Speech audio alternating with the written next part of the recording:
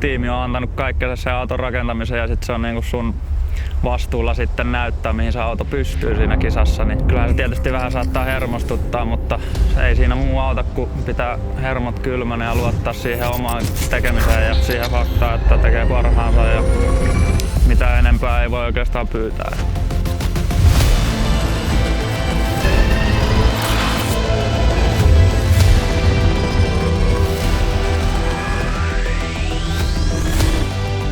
Maksimiteho, mitä auto saa tuottaa, on 80 kilowattia.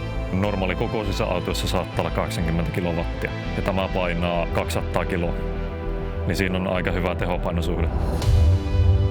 Kun on tarkoitus tehdä mahdollisimman kevyttä, niin se tarkoittaa myös aika pientä. Eli sitten pakataan hyvin tarkkaan niin kun tavallaan kaikki osat sinne rungon sisälle. Totta kai hyvät osat parantaa kestävyyttä ja sitä kautta voidaan saada enemmän tehoa myös autosta. Ensimmäinen asia, mitä sitä huomaa, on ne sähkömoottorin edut, että se tehon saanti on, tulee heti, että kun painaa kaasua, niin ei ole mitään viiveitä tai mitään. Kuski on aika tosi tärkeä osa tietysti autoa, että vaikka me tehtäisiin kuinka hyvä auto, jos ei sitä osaa ajaa, niin silloin sitä ei osaa ajaa.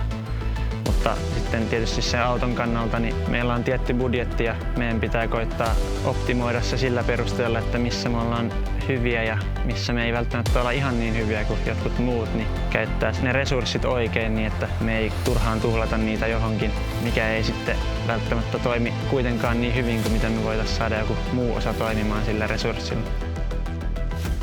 Tämä on mun mielestä hyvä esimerkki siitä, että miten koulu mahdollistaa opiskelijoiden tehdä täysin itsenäinen tiimi. Eli tässä projektissahan ei koulu tai opettajat sano, että miten se auto pitää rakentaa, vaan tiimi tekee sen itse. Ja se on mun mielestä myös hyvä siihen, että miten tulevaisuudessa työelämä toimii.